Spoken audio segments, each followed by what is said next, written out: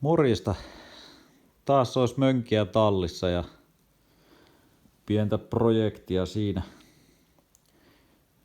Siellä on aluperin, niin tuossa pakoputkessa, niin siinä on se pää sellainen, että siellä on niinku reilu 40 milli reikä menee siinä äänenvaimentajassa ja sitten siinä päässä on sitten vähän pienempi, 35 milli putki.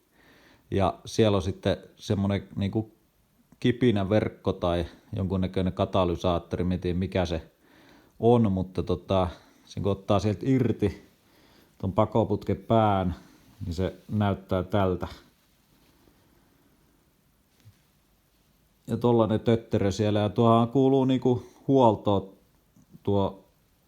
tästä näin pitää aina karstat poistaa joka huollossa.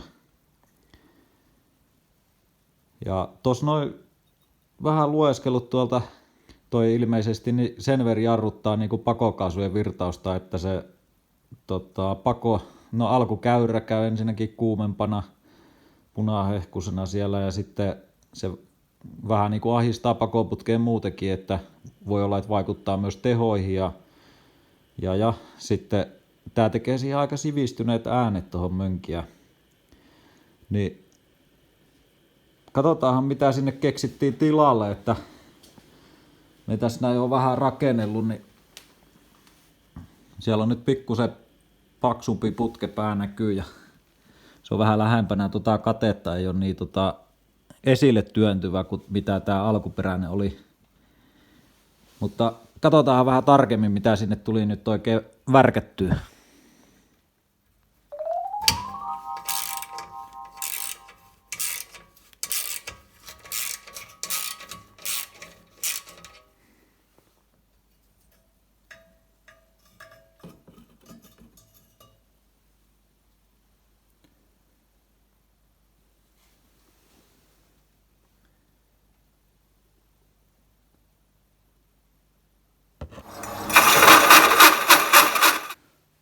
Joo, nyt taas siinä vaiheessa, että otin tuosta U-palkistani kylestä tollasen rasiaterällä, niin ajoin ensin vähän isomman tollasen laipan ja sitten pienemmällä terällä siihen sitten 41 millinen reikä keskelle. Ja sit minulla on tossa 40 millistä pakoputkea mutka. Siitä katkasin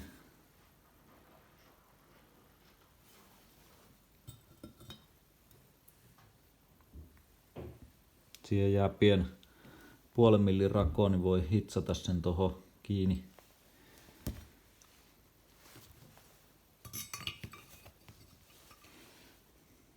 Tää menee nyt tohon noin, niin tosta pystyy merkkaamaan sit nuo kiinnitysreijät.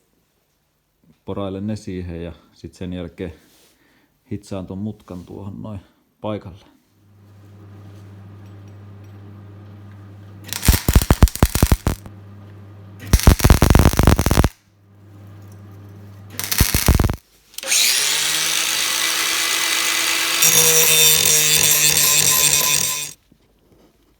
Tuo ei ollutkaan ihan helppo juottaa tuollaista ohutta kiinalaista peltiä tommoseen vähän paksumpaa latakkaa, niin tuli sitten sen näköistä jälkeen, että piti hiottua. Joo, ei löytänyt sopivia säätöjä, ei oikein tuo hitsaaminen aina luonnistu. Mut semmonen sit nyt tuli. Ja tuossa pitää sopivasta kohtaa katkaista poikki toi, niin katsotaanhan miten se tonne paikalleen sitten istuu. Sanokaahan mistä kohtaa me vetäisi ton poikki. Olisiko se tosta teipikohdalta hyvä? Tuosta. Vai pitääkö se olla tän pitempi? Se tulee sitten yli täältä katteesta. Jaa. Pitäisikö ottaa sentti vielä tonne päin, kun... Joo, ehkä me otan sen tosta noin. Vai tuolta? Otetaan tosta.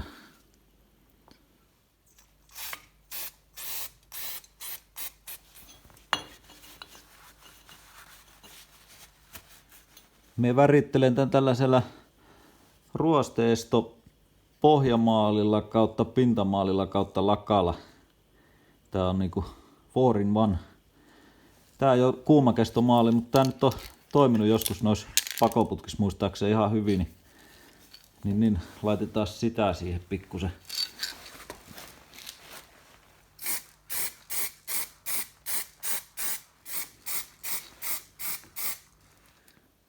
Joo, nyt jos vertaa tuohon alkuperäiseen, niin minulla menee vähän pitemmälle tuo niinku suoraan tuosta alkuun ja sitten on mutka tuolla päässä. Tässä on mutka heti ja sitten tulee tuo suoraan tuolla lopussa. Niin otin tollain noin vähän niinku lähemmäs katetta sen, että se ei niin sellainen erotu tuo käyrä siitä. Ja se on nyt kuivannut, niin ton näköinen siitä sitten tuli. Ei mikään ihan niinku tehastekoinen, mutta asiansa kyllä ajaa.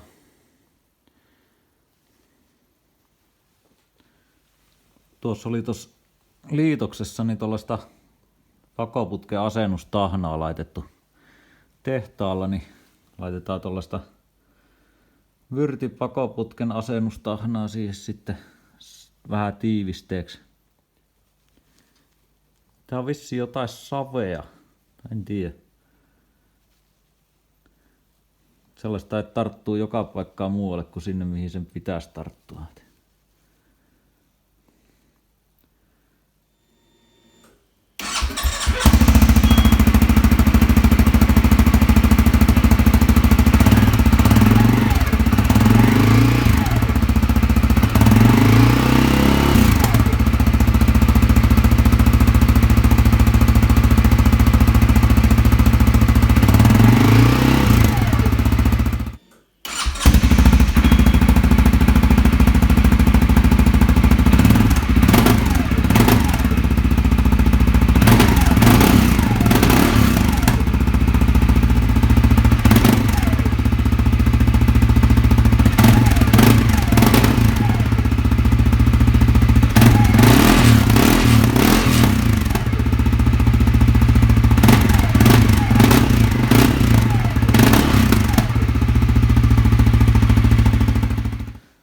No niin, kiitos kun katsoit videon ja jos et ole tilannut vielä kanavaa, niin pistää kanava tilaukseen.